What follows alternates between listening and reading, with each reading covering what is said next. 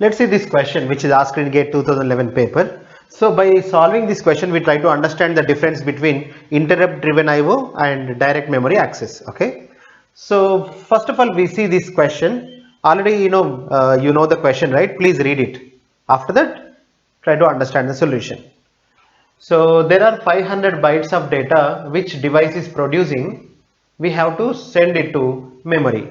For that, interrupt driven IO is doing like this. We know that interrupt driven IO, in that device once generates the interrupt, then CPU will come to execution. That means CPU will execute interrupt service routine, right? That interrupt service routine is given in the English, okay, in high level language, but they are saying that assume that each such English language statement has one machine instruction. Okay, we will see that.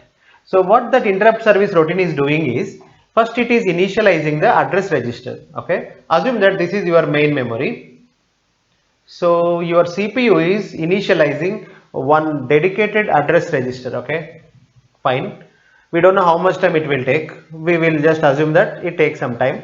Initialize the count to 500. There is a variable called count. That means there is a register called count register. So that is updated with 500. Okay. Next. So these machine instructions will be executed. So interrupt driven IO is nothing but executing one small program. That program is this one, right? But that program is executed only after interrupt is generated by your device. So now loop begins. Load a byte from device. So this is let's say your device. So from the device, so one byte, assume that somewhere it has that byte, then that byte will be loaded into some temporary register. Let us take another register. So let us say that byte is B1. So B1 will be loaded into that register. So we assume that this device is a device like a hard disk, maybe, because we are transferring 500 bytes, right? Maybe you can assume hard disk or something. Okay, whatever. Now we will be loading that byte from this hard disk to some temporary register. So that is what load a byte from device. We will be loading a byte from device. Next, store it in memory at address given by address register. So this address register specifies one memory address and you go there and write that data. You see now, because of this final instruction store, now data which is at our CPU is stored in 100 location, right? This is a way data transfer is happening with a lot of instructions, right? Now next, increment the address register. So we have to increment the address register. Let us increment it to 101 because it is byte, we are transferring bytes, right? Since your machine is byte addressable, next byte will be at 101, right? So after that, decrement the count. Yes, we have to decrement because we have to keep track of number of bytes to be transferred. So we will do that. Then we check this condition. If count not equal to 0, yes, count not equal to 0, then go to loop. In that way, 500 times this will be executed, right? So whenever count is 0, we stop. Then these instructions are executed 1, 2, 3, 4, 5. How many times? 500 times, because for every byte we do that, right? Now by this time you understand how interrupt driven logic is working. Now we will see. Assume that each statement in this program is equivalent to machine instruction which takes one clock cycle to execute. So they have clearly mentioned that this process, if you see, so each instruction takes exactly one machine cycle, right? See here, one clock cycle. So let me count the number of clock cycles. For this instruction, one clock cycle, will read completely equivalent to machine instruction which takes one clock cycle to execute. If it is a non-load store instruction, we know load and store instructions. You see, this is a load instruction because we are loading a byte from device. Okay, so assume that this is a load instruction which takes 2 cycles. Next, store also takes 2 cycles, right? So how do you know that, sir? You read this one. A non-load store instruction takes 1 cycle. Otherwise, the load store instructions take 2 clock cycles to execute, because I know the question, I have written it. Now, incrementing the address register, decrementing the count, and checking this count, everything are very easy to do, right? So they take less time. So that's why they have mentioned it as 1 cycle. Okay. Now, so now the question is, we have to, yeah, you understood finally it is interrupt driven IO, right? Let us read the remaining question.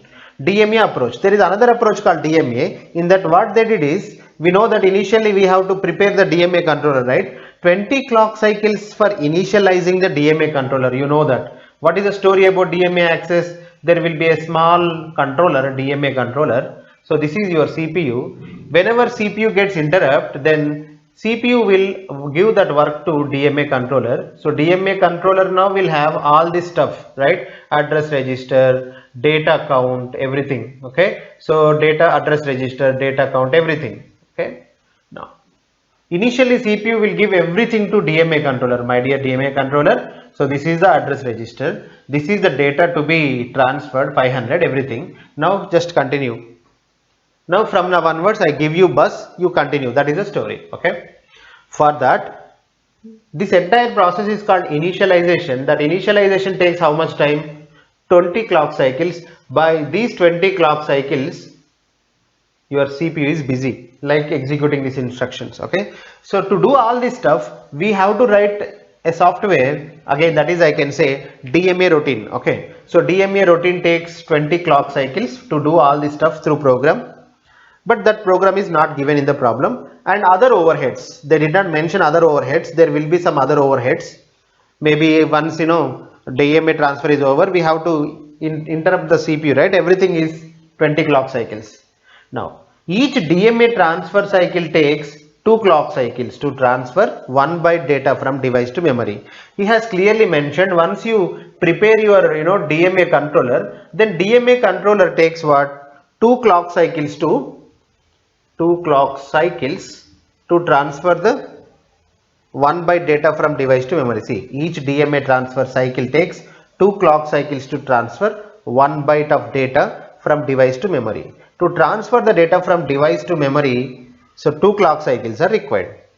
Now the question is, what is the speed up you get because of this DMA, right? For that, first of all, we have to see the overhead, otherwise time required to execute interrupt driven program. After that, we have to see time required for DMA approach. Let us focus on the first case. What is the time required to do this interrupt driven program first? Okay, let us do that. Now we'll see one by one. First we see interrupt driven. In interrupt driven, if you see, initialize the address register. This is one step, right? One cycle, that is clearly mentioned. Initializing the count to that 500, that is also one instruction. It takes one cycle. Now if you see, these two are only executed one time, but this loop is executed how many times? 500 times, because there are 500 bytes. For every byte transfer we are doing this, right? So I can say that this is executed 500 times, right? Now 2 plus 2 4, 4 plus 1 5, 6 7, 7 cycles are required in each loop. There are 500 iterations, so 500 into 7, 3500. This code is executed 3500 times, right? So that's why 500 times. So each time 7 cycles, that's why 3500 cycles plus these two, only one time. So 2 instructions, 2 cycles. 3502 clock cycles are required if you use interrupt driven IO. Now we'll see DMA. If you see DMA, they have clearly mentioned that 20 clock cycles for initialization and other overheads. If you see, each DMA transfer cycle takes 2 clock cycles to transfer 1 byte data from device to memory. Generally speaking, so this is an ambiguous question. In DMA transfer, after every byte transfer, CPU will not interrupt the DMA. But here they have mentioned that each DMA transfer cycle takes 2 clock cycles to transfer 1 byte data from device to memory. So they said that after every byte transfer, again CPU intervene and CPU wastes its time of how many clock cycles? 2 clock cycles. So what I want to say is, if really this is the DMA model, because in general DMA model, that won't happen, that is not the way we do, but in the question they have mentioned we have to follow, otherwise you don't get the answer. That's a problem. Okay, so first of all, let's try to solve this problem by only assuming that this 20 clock cycles is the overhead. Okay, in the exam how to solve the questions, though they are ambiguous, I will tell you. You have 4 options, one of them should be correct, right? Otherwise question is wrong, you get the marks, right? Assume that question is correct, then DMA transfer requires only 20 clock cycles. because initially we set up everything, right? So that setup takes only 20 clock cycles. Then what is the speed up you get over this interrupt driven IO is, the formula is, what is the, if you want to know the speed up of DMA, then formula is, what is the time required for interrupt driven IO? 3502 cycles divided by, number of clock cycles here only 20. Then it's supposed to be around 175, right? But there is no 175 speed up. That means this is wrong.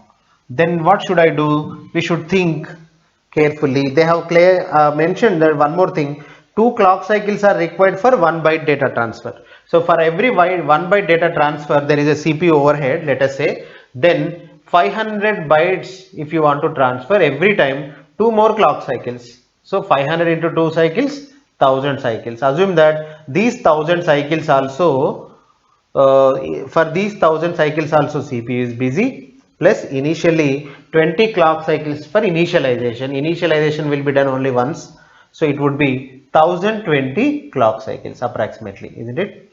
So 1020 clock cycles, let us divide this time by 1020 clock cycles, then one of the option definitely matches, right? So if you simplify it, I think you get around 3 point something, right? So 3.4 is the speed up. In that way we can solve this question.